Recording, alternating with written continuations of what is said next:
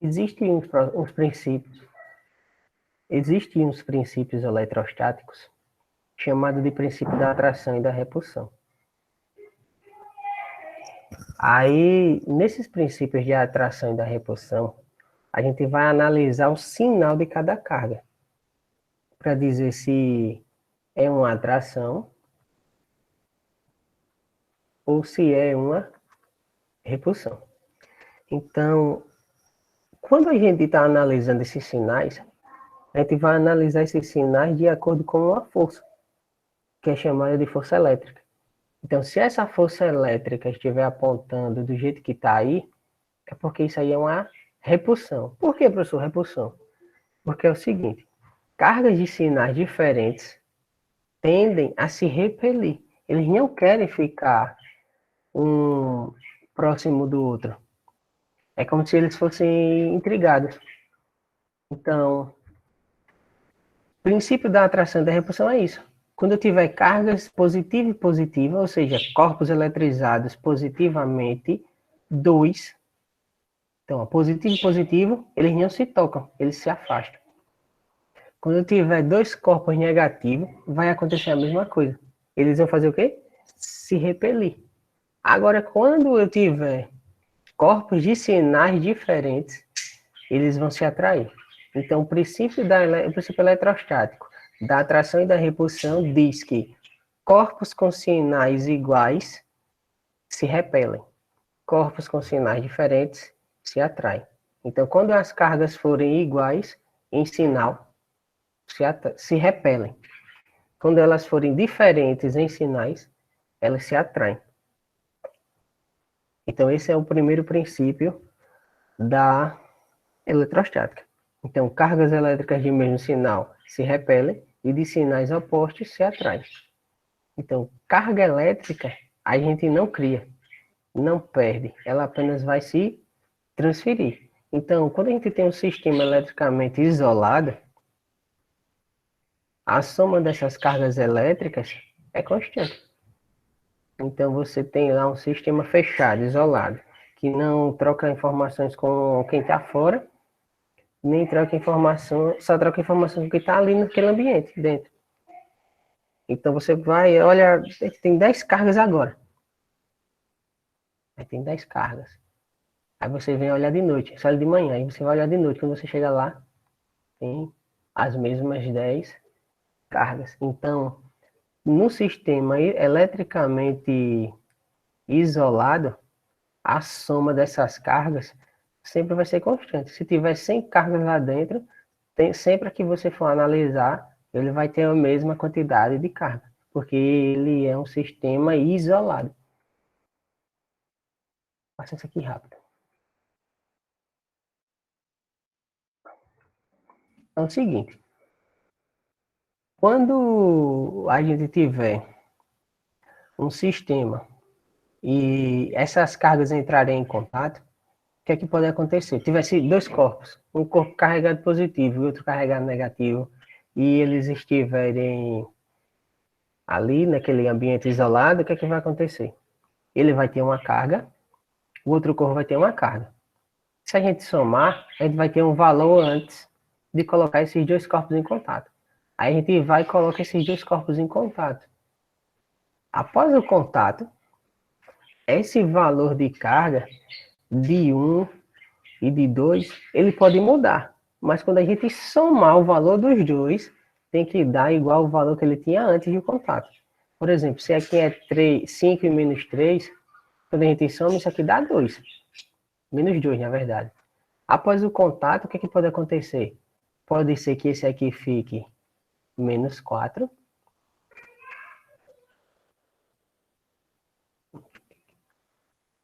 Pode ser que esse aqui fique menos 4. E esse aqui fique 2. Quando a gente fizer a soma deles depois do contato, vai dar também menos 2. Então, observe o seguinte. Quando a gente tiver esse sistema aqui, ó, isolado, e essas cargas entrarem em contato, o que a gente faz? A gente faz uma média. A gente soma a carga dos dois, divide por 2, e a gente vai ver que no final os dois vão ficar com a mesma quantidade de carga. Então, antes do contato, as cargas tinham um valor. Após o contato, elas vão ficar com um valor diferente. E quando o sistema for isolado, elas vão ficar com valores iguais. Tanto a carga 1 quanto a carga 2. Então, se a gente somasse aqui essas duas, o valor ia dar -2. Se a gente somar depois de contato, o valor também vai dar -2. Se a gente somar no sistema isolado, o valor também vai dar -2, porque essa aqui agora ficou com menos Q e essa menos Q. Menos Q com menos Q é como se fosse 1, menos 1 com menos 1. Então, isso aqui é importante. Geralmente caem umas questõezinhas só perguntando isso. Aí você já sabe que depois do contato, as cargas ficam com a mesma quantidade de cargas, de valor igual. Então tá aqui o princípio da conservação da carga elétrica, que diz que dentro do sistema isolado, a soma algébrica, tanto das cargas positivas como as negativas, irá permanecer constante. Então, que isso quer dizer?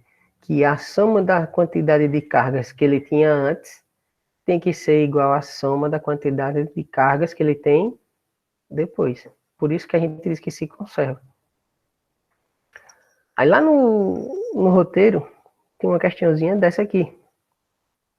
De conservação, quantização da carga elétrica. O que é quantizar? Quantizar é escrever a quantidade de carga como o número da carga elementar. Ou seja, como os corpos vão adquirir uma carga elétrica por falta de elétrons ou excesso de elétrons, como assim, professor? Falta ou excesso de elétrons? É assim. A gente costuma utilizar muito esses dois conceitos, falta e excesso. Se eu tenho um corpo, deixa eu fazer aqui, e esse corpo tem uma falta de elétrons, significa que ele tem mais prótons. É como se eu tivesse esse corpo aqui. Ele tem mais prótons do que elétrons. Então aqui falta elétrons para que ele fique neutro. Que neutro é quando ele tem a mesma quantidade de carga positiva e negativa. Quando ele perde um elétron desse, aí ele está com falta de elétron. Então ele está carregado positivamente.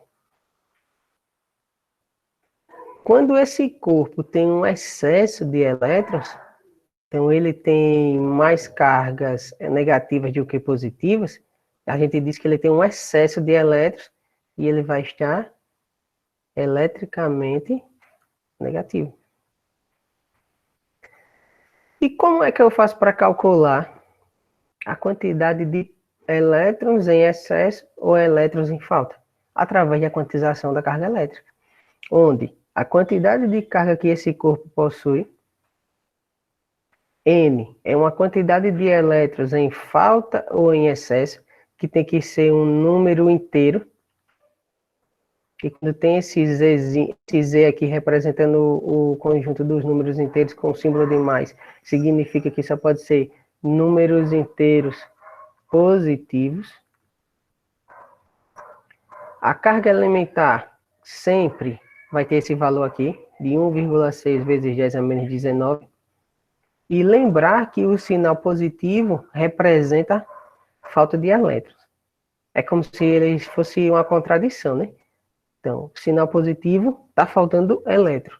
E o sinal negativo é o excesso de elétrons. É por isso que a gente coloca aqui em módulo. Então, corpo com muito elétron, ele tem um excesso. Ou seja, ele tem mais elétrons do que prótons. Corpo com poucos elétrons, ele tem uma falta de elétrons. E quando isso acontece, ele tem essa falta de elétrons, ele está carregado positivamente. Aí, a lei de Coulomb, ela vem devido àqueles processos que a gente estudou. O que foi que o Coulomb fez? Ele pegou duas cargas e começou a analisar como se comportava a força de interação, a força elétrica ou a força eletrostática de interação entre essas duas cargas, devido à distância entre elas. Então, ele fez o seguinte: as características mais principais da lei de Coulomb são essas três que a gente vai ver agora. A primeira é que a força elétrica ela sempre vai atuar na direção da reta que une duas cargas pontiformes. Então, aqui eu tenho duas cargas, ó. Q maiúsculo, Q minúsculo. A reta que une essas cargas é essa aqui, tracejada. E como a gente viu pelo princípio da atração e da repulsão, as cargas positivas se afastam. Então, a força de repulsão aqui, ela tem que apontar na mesma direção que a reta que une as duas cargas. Então, se a gente tem aqui duas cargas na horizontal, as forças vão estar também na horizontal. O que não é igual é o sentido, certo? Direção é quando a gente está falando de horizontal e vertical. Então, direção é horizontal, vou botar assim, horizontal ou vertical. Agora, o sentido difere de direção, certo? Vocês vão ver já quando a gente falar desse outro aqui, ó. Ó, a gente está vendo que as cargas estão indo em sentidos opostos. Ó, essa aqui vai da esquerda para a direita e essa vai da direita para a esquerda. Então, a força está na mesma direção da reta que liga as duas cargas, porém ela está em sentidos opostos. Quando a gente tem cargas de sinais diferentes, a gente vê que a força é força de atração. Então, elas estão também na mesma reta que une as cargas e também em sentidos diferentes. Então, elas estão na mesma direção, porém em sentidos opostos. Quem é que faz isso? A força. Ela atua na direção, mas em sentidos opostos. A segunda característica é, quando as duas cargas têm o mesmo sinal, a gente vai ter uma força repulsiva. E quando as cargas têm sinais opostos, a força é atrativa. Então, aqui, ó, nesse primeiro, vou chamar isso aqui de 1. Vamos chamar isso aqui 1 e esse aqui 2. Em 1, a gente tem uma força repulsiva, cargas de mesmo sinal. Se aqui fosse negativo e aqui negativo, também aconteceria a mesma coisa. Já no 2, a gente tem cargas de sinais diferentes, então a força é chamada de força atrativa.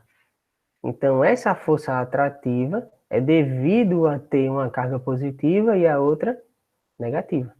E, por último, a força elétrica ela vai ser diretamente proporcional ao produto das cargas. Então, o que é que significa? Ó, quanto maior for o produto entre essas cargas, maior será a força. Então, quanto maior for o valor de Q1 e Q2, ou seja, dessas duas cargas aqui, quanto maior esses valores, maior o valor da força. E ela é inversamente proporcional à distância que separa essas duas cargas elevado ao quadrado. E o que é esse K? Falo já o que é. Então, a essa distância que separa essas duas cargas, a gente vai elevar ao quadrado. Quando a gente eleva isso aqui ao quadrado, pronto, aqui é como se você tivesse achado 100 reais. Aqui em cima é 100.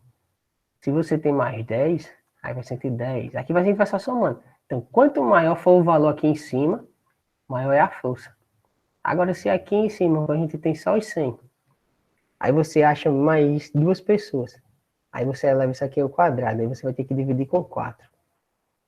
Então, quanto maior for esse valor aqui de baixo, ele vai aumentar com o quadrado. E o que é que isso vai acontecer? A força vai diminuir cada vez mais. Então, é por isso que a gente diz que o produto entre as cargas, quanto maior for, a força vai ser maior porque eles são diretamente proporcionais. Então, se as cargas aumentam, força aumenta. Se as cargas diminuem, força diminui. Agora, com a distância, quanto maior for a distância, menor é a força. É o contrário. Quanto menor for a distância, maior é a força. Então, aumenta um, diminui o outro, porque eles são inversamente proporcionais. Então, quando os dois aumentam e diminuem ao mesmo tempo, são diretamente proporcionais. Quando um aumenta e o outro diminui, são inversamente proporcionais. E essa daqui é a famosa lei de Coulomb, onde F é a força elétrica K é uma constante eletrostática que vai depender de onde essas cargas se encontram, o meio onde elas estão. Q1 e Q2 são as cargas, e D é a distância que separa as cargas Q1 e Q2. Eu coloquei aqui tudo explicadozinho. Força é igual a lei de Newton. A unidade dela é Newton, devido à força que a gente estudou lá no primeiro ano. Então, F é força elétrica. Q1 e Q2 são as cargas, e vocês já viram que a unidade de carga é Coulomb. A distância que separa as cargas Q1 e Q2 é o D, e lembrar que lá na fórmula esse D é elevado ao quadrado, e a unidade de distância é o metro. E K é a constante de proporcionalidade, que vocês vão encontrar também chamada de constante de força elétrica, constante elétrica, e ela vai depender do meio. Quando a gente falar de vácuo, vai ser 9 vezes 10 elevado a 9. É porque veio com erro aqui, ó. Ela é comparada com o meio que é o ar seco. Mas se você colocar as duas cargas e está no vácuo, aí o K, ele vai ter esse valor. 99,9% das questões, a gente vai adotar esse K com esse valor aqui. 9 vezes 10 elevado a 9, e essa é a unidade aqui dele. Porque depende da distância, da carga e da força.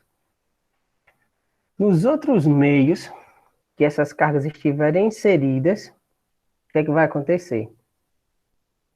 A questão tem que dar o valor para vocês. Quando a questão não dá o valor desse K, quando a questão não lhe der o valor, você adota que o corpo está no vácuo.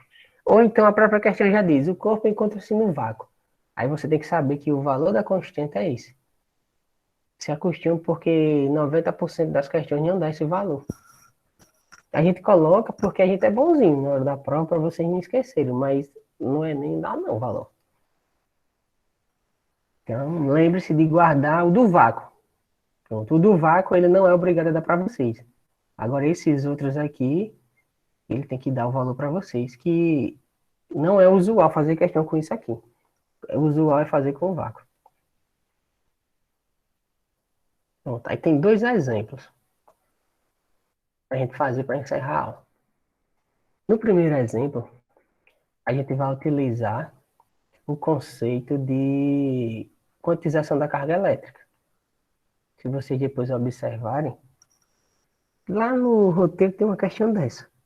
Aí você só vai fazer o quê? Observar como eu fiz aqui e reproduzir lá a questão. Então, ó, um corpo inicialmente neutro é eletrizado com uma carga de 32 microcoulomb. Esse micro significa que é 10 a menos 6. Por isso que tem essa tabelinha aqui, ó. Quando ele fala mili, aí ele vai representar pelo símbolo M, aí vale 10 a menos 3. Quando ele fala micro, ele representa por esse símbolo aqui, é 10 a menos 6. Nano, 10 a menos 9, e pico, 10 a menos 12. Então, o que é que significa que aquele Q ali é 32 microcoulomb? Aqui é 32 vezes 10 a menos 6 coulombs. Aí ele dá também o valor do E, que é a carga elementar, que é 1,6 vezes 10 a menos 19 coulomb. E ele pergunta qual é o número de elétrons que foi retirado do corpo. Porque ele diz, ó, o corpo estava inicialmente neutro e ele foi eletrizado com essa carga aqui, de 32 microcoulomb. Ele quer saber qual o número de elétrons retirado. Por que o número de elétrons retirado? Porque se a gente olhar aqui, ó, a carga é positiva. Para ser positivo, ele precisa ter uma falta de elétrons. Então, ele perdeu elétrons. Aí a gente vai calcular quem é esse N aqui, que será o número de elétrons que o corpo perdeu. Quem é o quê? 32 vezes 10 a menos 6. N é o número que eu quero encontrar, e é 1,6 vezes 10 a menos 19 coulomb. Se eu quero achar N, e aqui está multiplicando, eu passo esse 1,6 para o outro lado, dividindo. Então fica 32 vezes 10 a menos 6, dividido por 1,6 vezes 10 a menos 19, igual ao número de elétrons que foi retirado. 32 dividido por 1,6 dá 20. Aí, quando eu tenho uma divisão de base 10, a gente faz assim, ó, conserva a base, o expoente de baixo vai subir com o sinal trocado. Porque aqui é assim, conserva a base e subtrai os expoentes. Aí se eu fizer menos 6 menos 19, menos com menos é mais. Aí eu gosto de ensinar assim. Se aqui é positivo, sobe negativo. Porque vai ter o menos aqui. Se ele é negativo, aí a gente faz menos com menos mais. Então vocês pensem assim, ó, potência de base 10, conserva o valor de cima com o sinal e troca o valor de baixo. Se for positivo, ele sobe negativo. Se for negativo, sobe positivo. E acho que é o valor da questão. Então vai ser 20 vezes 10 elevado a. Você tem menos 6. Você deve ser, mas tem 19, então vai dar 13. Então fazer assim. N é igual a 20 vezes 10 elevado a 13 elétrons. Ou, se eu andar uma para cá, eu aumento ou diminuo aqui? E aí, o que é que vocês me dizem?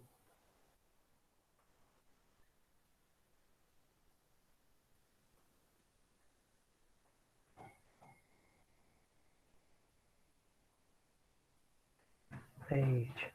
Ou então, eu tenho 2 vezes 10 elevado a 14 elétrons. Então, essa aqui foi a quantidade de elétrons que o corpo perdeu para ficar eletrizado. Já nessa daqui, essa daqui a gente vai utilizar a lei de Coulomb. Ó, quando ele fala isso aqui, a intensidade da força elétrica, aí você já sabe que você vai ter que calcular a lei de Coulomb. Ele deu para a gente ó, o valor da carga 1, da carga 2. Essa questão aqui é idêntica à segunda, que é a quarta questão lá do roteiro. Aí vocês vão. Força, ele quer que você determine a intensidade da força de duas cargas elétricas que estão separadas por uma distância de 0,3 no vácuo. Você já sabe que a constante tem aquele valor, 9 vezes 10 elevado a 9, porque está no vácuo. Newton metro quadrado por Coulomb quadrado. Então a gente já sabe que a fórmula da lei de Coulomb é essa aqui, Q1 vezes Q2, dividido pela distância ao quadrado. A distância é 0,3 metros. Então, força é igual a 9 vezes 10 elevado a 9. Q1 é 1 vezes 10 a menos 6, porque é microcoulomb, vezes 4 vezes 10 a menos 6, porque também é microcoulomb. Isso aqui dividido por 0,3 elevado ao quadrado. Aqui você pode fazer assim, ou então você poderia fazer assim, ó, 3 vezes 10 a menos 1 e elevar ao quadrado. 3 vezes 10 a menos 1 elevado ao quadrado é assim, ó. 3 ao quadrado é 9. Aí conserva a base e multiplica os expoentes. Aí menos 1 vezes 2 é menos 2. Ou então você pode fazer 0,3 vezes 0,3. Aí fica a critério de vocês. 3 vezes 3, 9. 3 vezes 0, 0. 0 vezes 3, 0, 0. A gente soma. Aí vai ficar 9, 0, 0. Como eu tenho duas casas de decimais aqui, eu volto duas. Então vai dar a mesma coisa. Então é 9 vezes 10 elevado a menos 2. Quando eu elevar o 0,3 ao quadrado, dá 0,09, que é a mesma coisa. Aí para a gente ganhar tempo e espaço, eu já vou colocar aqui 9 vezes 10 a menos 2. Então aqui, quando a gente for multiplicar, a gente tem que ter cuidado. Deixa eu mudar a cor do lápis. Você vai multiplicar o 9 vezes 1 vezes 4. 9 vezes 1, 9. 9 vezes 4, 36. Conserva a base 10, soma os expoentes. Então, eu vou somar esse expoente, esse daqui e esse. Eu vou começar por esse aqui, porque são iguais. Aí, menos 6 com menos 6 dá menos 12. Aí eu vou somar esse menos 12 com esse 9. Se você deve 12 pagar 9, fica devendo 3. Então, menos 12 mais 9 dá menos 3. Tudo isso aqui dividido por 9 vezes 10 elevado a menos 2. Então, a força é igual a 36 dividido por 9, 4. Conserva a base, 10. E subtrai os expoentes. Conserva o expoente de cima e o de baixo sobe com o sinal trocado. Então, fica 4 vezes 10, menos 3 mais 2 dá menos 1 Newton. Ou, como é menos 1, eu volto uma casa decimal.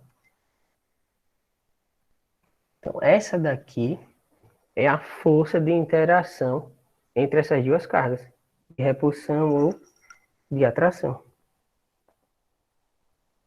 Então, do mesmo jeito que eu fiz aqui, vocês vão fazer lá na quarta questão do roteiro. Deixa eu só parar aqui.